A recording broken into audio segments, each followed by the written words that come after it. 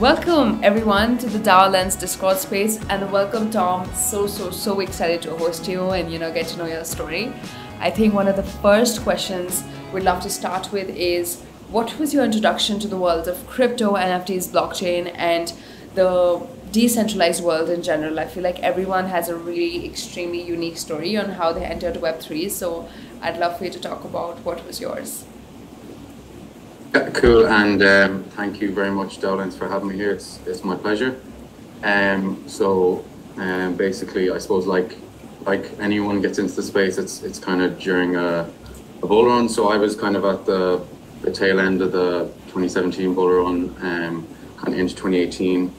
I had heard of like some friends on the periphery of my friend group make a lot of money on Bitcoin, so kind of intrigued me. And then, so a bit of background on me, I'm just out of college now, out of my master's. But prior to that, I did my degree in food and agribusiness in a college in Dublin. And then I was doing my third year internship in a commodity derivatives brokerage, and basically kind of did a lot of research into Bitcoin then to kind of help me in the interview process. And kind of learned a lot about the kind of finance world through that internship, and did a little bit of coding. So then decided to pursue computer science after my degree.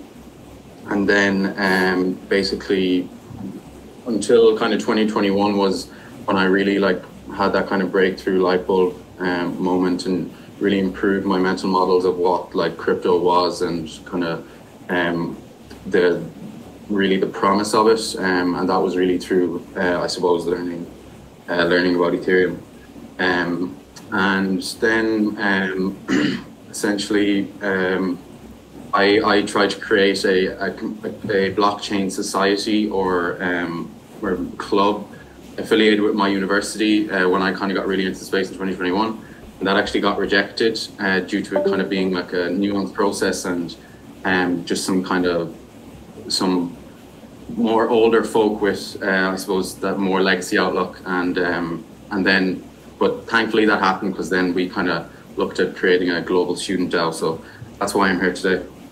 That's amazing. So you got interested into Ethereum, but what specifically brought you into DAOs? Why not NFTs? Why not just some other tokenomics? What made you choose DAOs? Well, basically, I was in college and I wanted to create a society or a club, as they're referred to in the US, for specifically blockchain. Because I knew that I really wanted to pursue crypto, because I always wanted to be kind of early to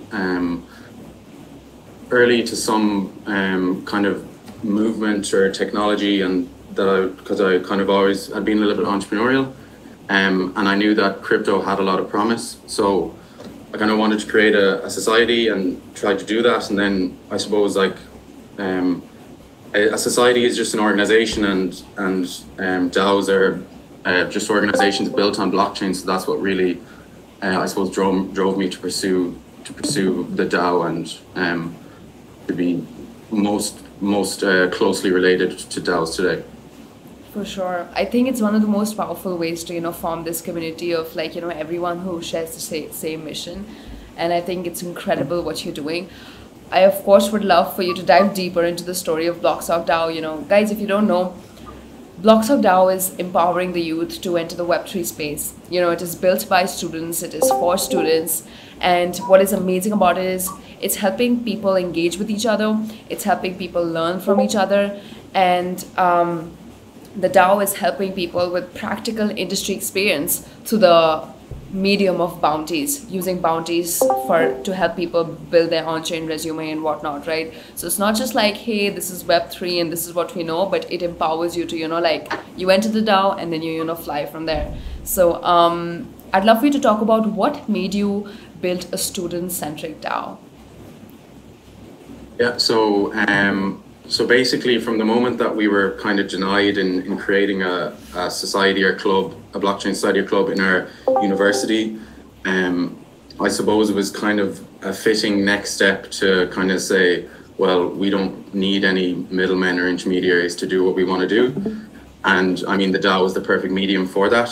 And at the time, there was no, from early research, there was no like global student DAOs or any kind of entities trying to kind of get the next 100 million to a billion, or really helping the kind of students get into the space. And we felt that there was a lot of premise there, and I suppose that's why we ultimately pursued it. That's amazing.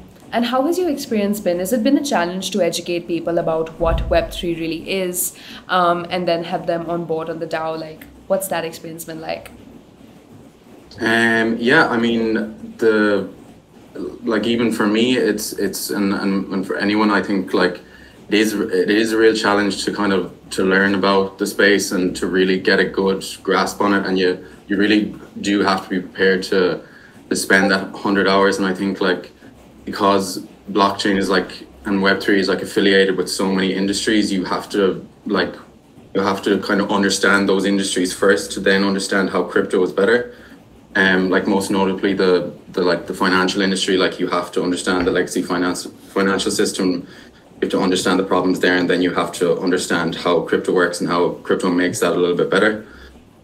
So for us, right now we're not like ultimately doing a lot of education. We're in our roadmap currently, we're still building product, and we're not allocating resources yet to building community and to educating students.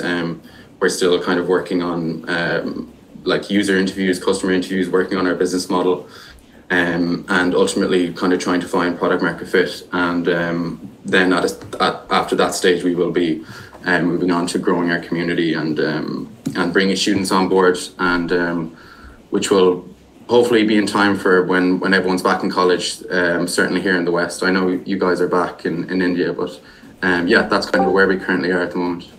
That's amazing. Also, Nilay has shared BlocSoc's manifesto on the chat, so be sure to check it out. You will see how incredibly detailed that document is and what they plan to do. You know, what does the DAO's roadmap look like? What is their mission and vision? And it is really, really, really, really phenomenal. I feel like a lot of students are going to college and they struggle. You know, like Web3 is not something yet that's taught in college, and it's not something that you can simply read about until you learn how to interact with the space, until you contribute to your first DAO, until you buy your first NFT. So I feel like a mission and a movement like, you know, what BlocSoc DAO is doing is really, really gonna empower people so that they can leverage the space in the next 5 to 10 years. That's amazing. Tom, I know you recently integrated the DaoLens onboarding tool, which is phenomenal. I'm so excited to hear about what has your experience been like, and how important do you think onboarding is? Yeah, I suppose for us, like onboarding is probably one of the most crucial aspects, because our main customer segment is like is a sort of like in our main mission is like to get, like, you know, to help get the next 100 million or a billion users into crypto, and you're going to have a lot of newbies there. So like making that process as seamless and easy as possible is really crucial for us, because we really do only probably have one chance in you know, capturing someone's attention and getting them into your DAO and getting them contributing. So DaoLens is going to play like a really, really crucial part for that for us, because you know, when we set out, and you know, when I got involved in like Discord and using Discord, it was like and like the verification process, it was just like, well, this is not easy at all for newcomers. Like it takes a while for you to kind of get used to it, and that's what DaoLens just really helps us with, and we're really grateful for such a fantastic service. Oh, I'm so excited to hear that. And I think you said such an interesting point, right? Like you just have one moment to capture people's attention. And usually what happens is like there's so many people who, you know, want to contribute to DAO, want to become a part of DAO. And the usual process is that you're called onto a Discord. And if you're not familiar what Discord is, you are lost as fuck, right? There are verification process. You don't know who your point of contact is and stuff like that. And in all that mess, you know, people get lost and they're not able to utilize this amazing power that DAOs have to offer.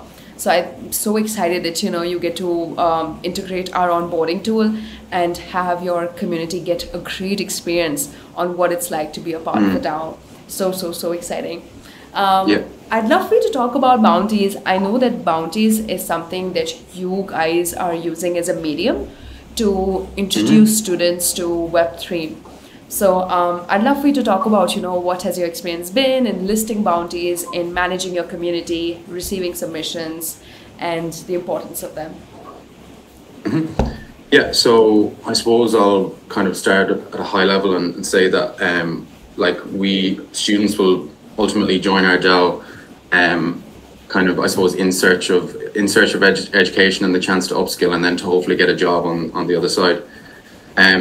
So the two main mediums of education and upskilling we are providing is one, courses where we're not creating the courses, but we're outsourcing the best education material that's out there and creating these really easy pipelines, almost similar to what DaoLens do to onboarding. That's what we ultimately want to create. And then the second medium is through bounties, and then we've various types of bounties that students can do. They can do internal bounties, which is like your kind of standard bounties where you might outsource tasks in marketing, design, anything like that. And then as I was saying to you earlier, our sort of North Star bounty is what we coin resource NFT bounties. So what we're essentially trying to do is connect what we're trying to do is basically be the middleman between students globally and the Web3 ecosystem. So we're trying to match companies, protocols, VCs to students. We're trying to do that through the medium of bounties. And what we really want to do is basically lower the barriers to entry to industry experience. We know that like in traditional top-down organizations that getting internships is quite difficult and oftentimes very competitive. So what if you could kind of bountify actual real experience and get like a wider breadth of students getting experience on their on-chain CVs and getting a taste for the Web3 world. That's what we really want to do. As I kind of said there, we're still ultimately in product phase and haven't really rolled out any major bounty programs. We've tested the waters a little bit, still a lot to uncover there. Ultimately, for us, we want to have bounties that will have like the most impact and I suppose less the less kind of admin work that we will have to do, because I understand that is a real problem in DAOs today. So that's kind of where we are with it. That's amazing. I feel like some of very, very key pointers, you made a point about is that even though people end up going to college, they can't get an internship because it's, so competitive. Or the fact that people, just because you have a degree, it means nothing until you upskill yourself. If your skills don't match the need of the market, like you're good, it's very difficult to find opportunities like that. And I feel like bountifying internships is such an empowering thing you guys are doing. I highly recommend everyone to go check out BlocSoc DAO's, Twitter, join the community. So keep up to date. I feel like we have a lot of young crowd here, and if you guys are looking to not just enter the Web3 space, but learn how to make money, learn how to upskill yourself, and also dictate what is the task you want to work for, dictate your own time, dictate your compensation. That is what's amazing about Web3.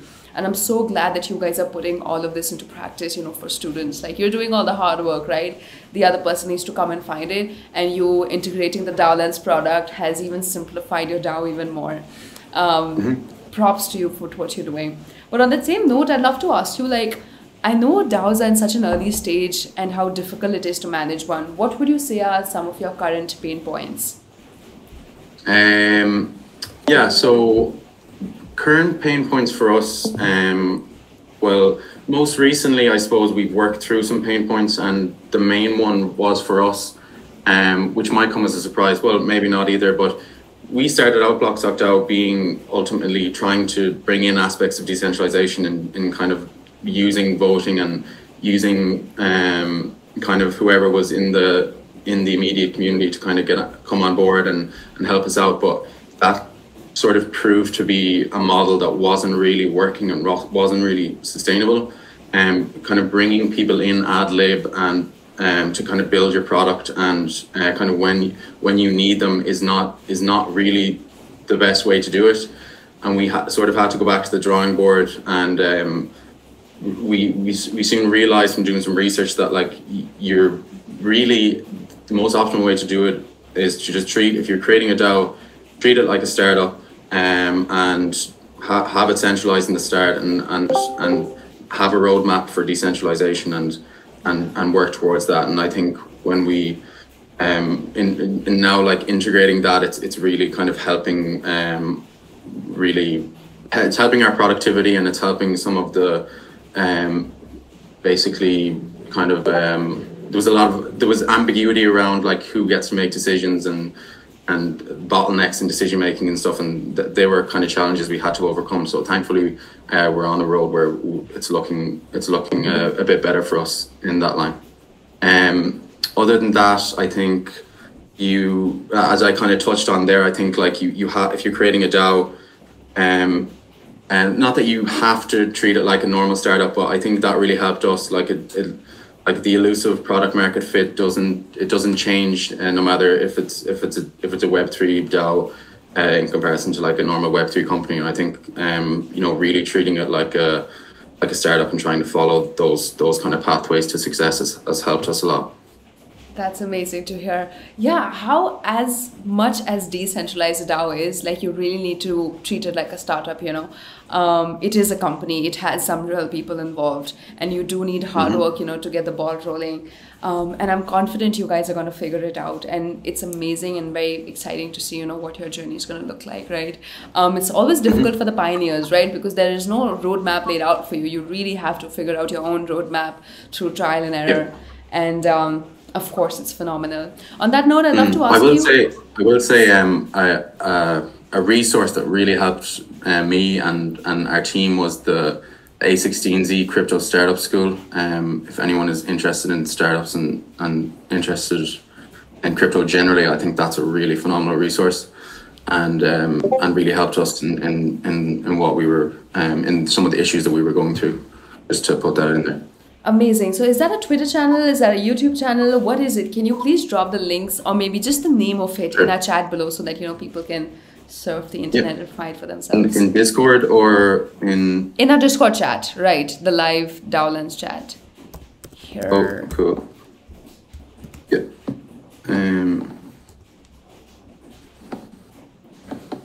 Will I do it in general chat? You can do it in general also. Nilay, if you can please copy it here on the event chat, if that's okay. But really, really phenomenal resource, and you're getting it from the best in the business, so that really helped us. Thank you so much for sharing that. How do you see the DAO ecosystem today? I know it's been a while that you guys started BlocSoc DAO, and it's been a while that you started learning about Ethereum initially, beginning 2021. But how is it that you see the system today? Yeah, I think like ultimately there's promise there. Like I think it is such a revolutionary idea and concept, and I'm just so intrigued for the future and see what it'll bring. I think like for me it's really that like aspect of having ownership and having vested interest, which ultimately leads to kind of having skin in the game and knowing that your voice counts. Like I think that the offspring of that will be really powerful. But I mean, again, like DAOs are so nascent, and there is a whole host of problems, like what we were going through, and kind of like decentralization first, or what comes in the right order, and how to decentralize then when you kind of build a product, and just kind of general structure. But at the end of the day, all those problems are opportunities for new entrepreneurs. So yeah, when you have something kind of so open like Web3 and blockchain, entrepreneurs are going to come in and get excited about these problems, and just like what DaoLens did with onboarding, I've no doubt the future will be bright. I think we need a lot more education around DAOs, just like we need more. I think we need a lot more solid like even the definition of blockchain, I think throws a lot of people off. Yes. To kind of to think of it as a decentralized database, like it really means nothing for people. It certainly meant nothing to me when I read it first, and I think there could be a lot of improvements made there. Yeah, I'm excited to see like what a DAO will look like with 50K active users, and like what if they could become the size of some of the big corporations today? Like how would that look? I mean, I'm really excited to see that. 100%. I feel like you said, it's such a revolutionary technology, and it's going to be so interesting to see what the offspring of that looks like. I have no doubt that in the next 10 to maybe even 15 years, a lot of companies would like to position themselves as a DAO, considering how much people have started valuing things like ownership and having skin in the game and stuff like that. So it's going to be genuinely super exciting to see. I know you're a student and you started this, blockchain, BlocSoc DAO for the students. I'd love to ask, and I'm very interested to know, what is your perspective on the current education system? And if there is one thing you'd like to change, what would that be? Yeah, I suppose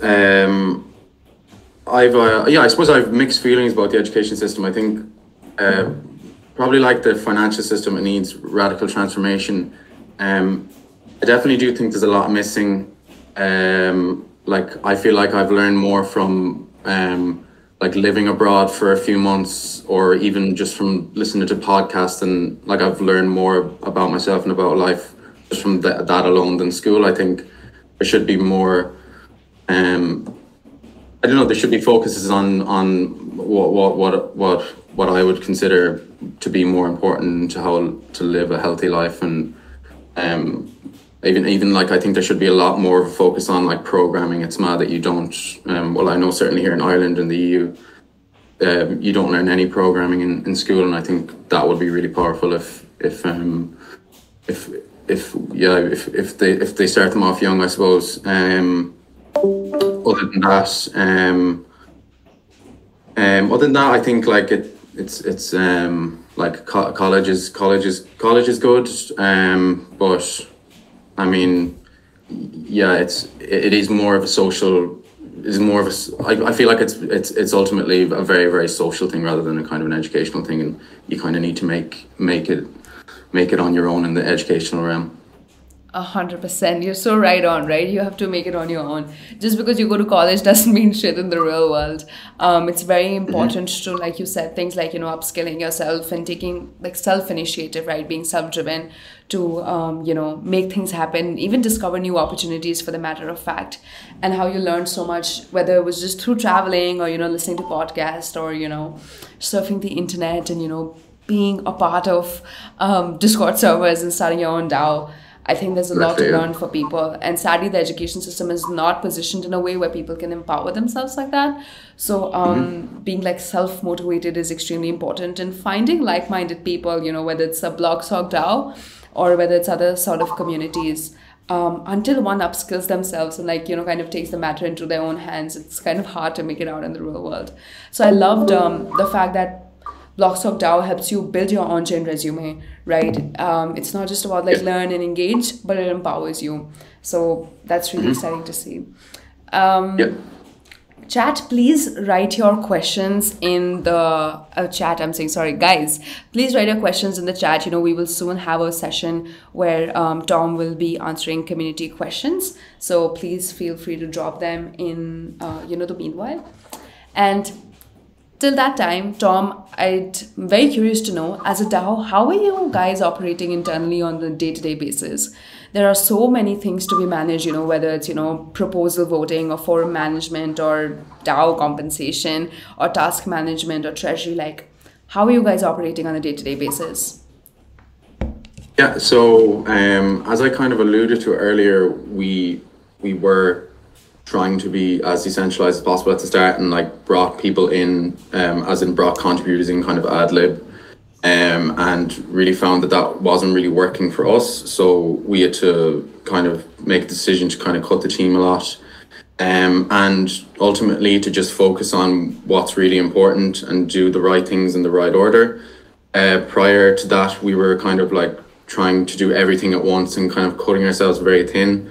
Like we were trying to build community, we were trying to do marketing, we were trying to, get investments, we were trying to do customer interviews, like we were trying to do so many things, and it wasn't really working for us because we were cutting ourselves too thin. So we're really kind of focused on specific things now, and we're following our roadmap closely. And I suppose what we do on a daily basis, I'm sort of like the de facto CEO, and then we have our CTO Oren, and then we've essentially our COO and a chief strategy officer in Chris as well, and we just kind of operate together, and we're just more of a smaller team now, and really our hyper focus is product, and we won't be too long more.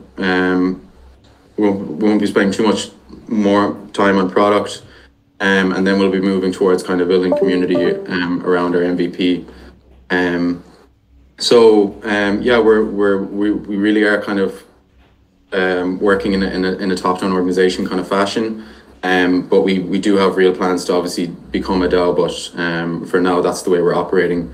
We no longer really use proposals or voting, and we're just working in a smaller team. So that's kind of how we're operating. Not to say that is how you start a DAO, but that's what's certainly working for us now.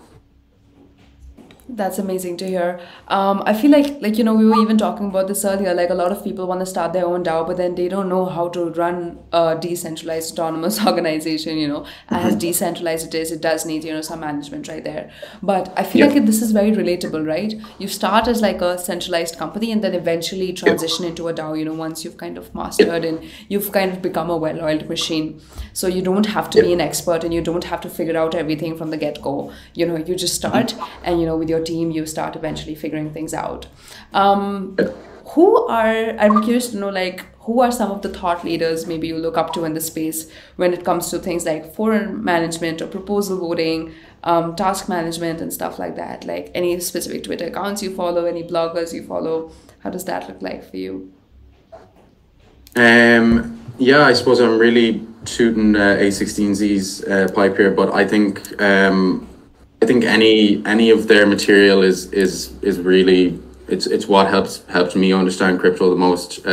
Mainly Chris Dixon, who's head of crypto investments at A16Z.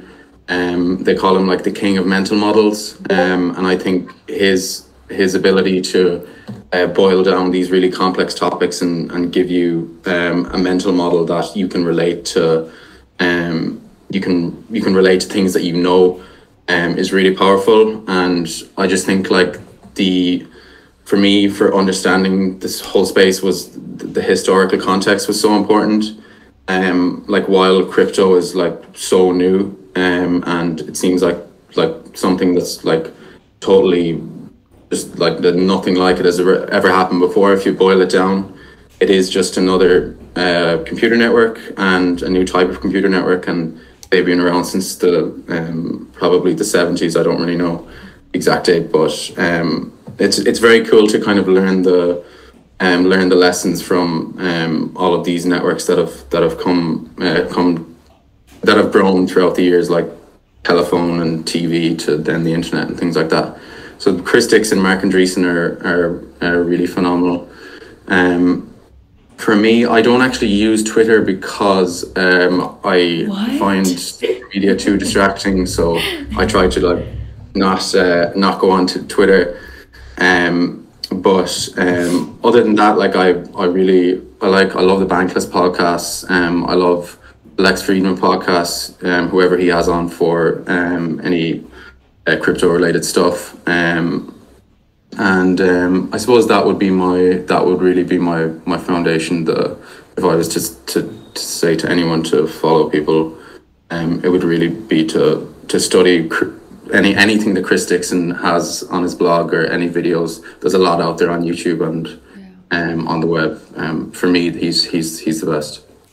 Exciting. We love asking our guests this question because I feel like we want our audience to learn from the best resources out there, and how you consume your knowledge, how you didn't just consume it to read it, you actually are going doing shit, real life stuff in the real world. So super, super, super exciting to find out. I wanted to ask you, what, I know we touched upon this earlier, but what brings you to the world of crypto? Why not AI? Why not other areas of tech? Why not machine learning? Like, why crypto?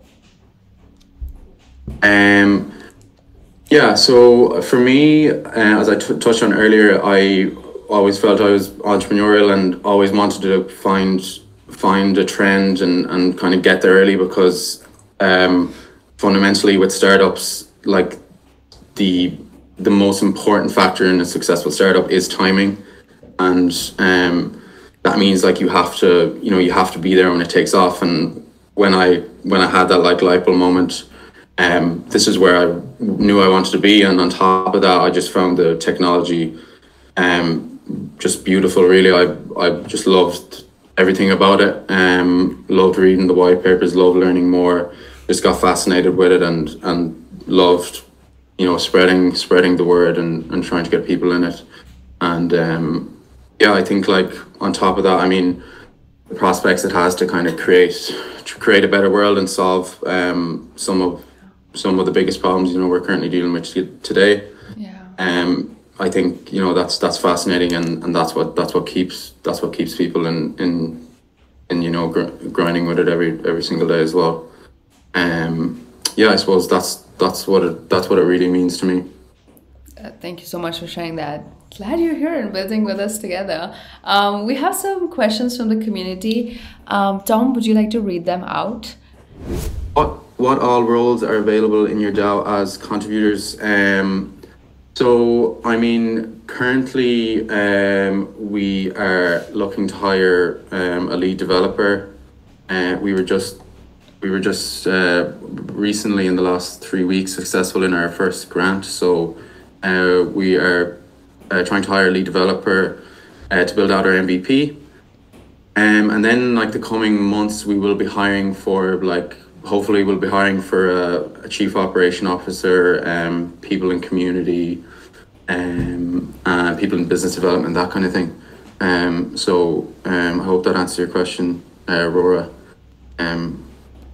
So for creating educational content, what tools do you use? So we don't create educational content. We're more so, our vision is to just be this basically this hub where we've done the research into what is the best educational resources, and we're partnering with them, and we can get courses for students that are hopefully free but might be subsidized. And we're going to basically create these tracks or pipelines for students, no matter what kind of competency level they are or what interest in crypto they have, and create this hopefully seamless pipeline of beginner to job at the end. So I'll just give a quick high-level overview of basically what we are in a nutshell.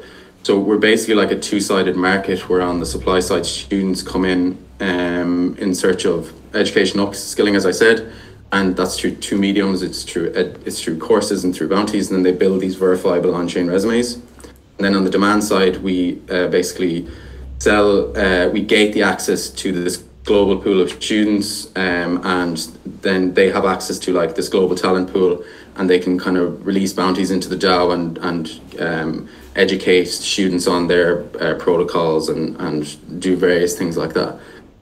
So I hope that answers your questions, or your question, Prapol, if that's what you pronounce your name. Yes. What kind of skills do you look for in people who create content? What kind of skills? I suppose for me, it's clarity and the ability to kind of portray the big picture, and maybe giving examples that try and tie to examples that people are familiar with. If that answers your question. Are you guys also creating on-chain profiles for the students' blocks? you guys also creating on-chain profiles of the students that are part of BlocSoc? Yeah, so I suppose like the goal for us is to like for anyone that's in our DAO that they have these verifiable on-chain resumes, and from the courses they do, they'll have the completion NFTs, and the bounties that they do, they'll have the bounty completion NFTs, and they'll have POAPs, and we're gonna try and have other novel ways of building these resumes, and hopefully introducing some soft skill kind of bounties as well. If that answers your question. Yes, thank you so much for taking up those. So interesting, you said soft skill boundaries. What would those look like? Yeah, so when we were doing our kind of customer discovery, so like the main mechanism that we're going to commercialize as a DAO and create revenue is going to be through selling or gating the access to the pool of students that are building these on-chain resumes. So companies can come in and hire the best talent, and obviously we're trying to discover like what are your pain points in hiring good talent in that. And big thing was obviously soft skills, speaks for itself. And some ideas that we had were that would also help us grow as a DAO is if like we created a bounty for like a student, and that like they on behalf of BlocSoc DAO, they had to present to their computer science society what like Web3 was. So they're like native computer science society, so they present on behalf of BlocSoc what Web3 is. They make the deck and everything, and then somehow incorporating that into their on-chain resume, maybe like a video or something like that. So we kind of had some ideas like that, if that makes sense. For sure. But they would like take the initiative, and you could see them presenting and that kind of thing. So just some early ideas. That's very exciting to hear. Thank you so much for answering those questions. Hiroshima, Ocean, is that our co-founder, Ocean? Is Ocean there? Yeah, he is, yeah. Yeah, that's co-founder Ocean, yeah. Oh, hi, Ocean. Super excited to have you here. Dope. Harry, and you guys, please, if you have any questions, drop them on the chat. The exciting thing about the Discord space is you get to ask your questions live. Till that time, Tom, I'd love to ask you, do you believe in gatekeeping communities? And what I mean by that is like a lot of people, they want to have two types of community. One is either come one, come all, or they believe like, oh, I want to create a really exclusive community. And they can gatekeep it through having an NFT, having a token, having a questionnaire, submitting a profile, that being under review and stuff. One of the most sought after community, Llama DAOs, has a very, very close-knit community, and it's very hard to get in and stuff like that. Do you believe in gatekeeping a community? Yeah, I suppose I believe in both aspects of it, and we I suppose bring both aspects into our DAO. We have a well, in our vision is to have a tiered mechanism, or basically a tiered system within the DAO. So that like if you were tier 1, you can't do like tier 2 bounties and vice versa. So basically we're letting anyone into the DAO, and anyone can see these educational pipelines, but you have to come up through the ranks through meritocracy to basically make your profile better and to ultimately get to that tier 2 or tier 3. So we need that element of kind of, maybe you could scarcity, or that element of having really competent students, because ultimately our business model is around creating good talent and having the best students in the world in our DAO. So that we're trying to please both sides of it, essentially. Thank you so much for sharing that. Yeah, I think that answers a lot of the question. There is a reason people have things like reputation management and gatekeeping and stuff like that to, maintain that quality of work, for sure. We have another question from the community. Pi asks, how do you obtain NFT to enter one of the 7 guilds? Yeah, so basically we're not officially launched yet. We're still in the process of building our MVP, so we haven't launched our NFTs yet. But just to, I suppose, give you some information on it, the NFTs are going to be minted on our DApp. That's how the students will gain access to the various courses and access to the bounty boards and so on. And then so in relation to the guilds there as well, basically we're going to have, as I said, educational kind of pipelines to each of those guilds, and the guilds are said to be mapped to blockchain jobs markets. So we've developer, creative, gaming, DeFi, and so on. Thanks so much for answering that. On to some of our last few questions. I think one of them would be, a DAO's biggest and most primary focus is to increase its treasury. How are you guys doing that? So we are, as I touched on there, we're essentially BlocSoc DAO is to commercialize through selling or gating access to what we say the ecosystem. So these are protocols, VCs, and companies. So we have what I call resource NFTs, and if a protocol or a VC buys a resource NFTs, they have access to a range of features, which include like a data analytics dashboard of all the students in our guild, in our DAO, and second of which is like we will have an in-house talent finder, so you can basically find talent relative to what skills you're looking for or what college, and you can do various things like that, and then you can also outsource tasks using bounties, and there's a few other features as well. But we're essentially our main methodology of getting money into the treasury is going to be through the sale of these NFTs. First of all, though, we're building the supply side of the market, and that'll be with the students. So prior to the sale of these NFTs, we're going to build the student demographic first, with the courses and with the bounties and so on. Right, that's exciting to hear. I think in this bear market, it's very important for DAOs to get creative on how to increase their treasury, and it's hard work, right? You got to get out there, you got to make content, you got to build reputation, build on your brand, and launch different campaigns, whether it's an NFT or whether it's reaching out to VCs. Thanks so much for sharing that. And I think one of the last things I'd love to ask you is, what would be your one piece of advice if you had to give to someone? We are very Web3 and DAO centric of a show, so I'd ask you, like, what would be your one piece of advice if anyone wants to leverage the Web3 space and understand DAOs better? Yeah, sure. So I mean, I think fundamentally, I think you need to be prepared to take the time to understand the technology and know that you're not going to get it really perfectly in the first and maybe even 20 hours of understanding. You need to put the time in.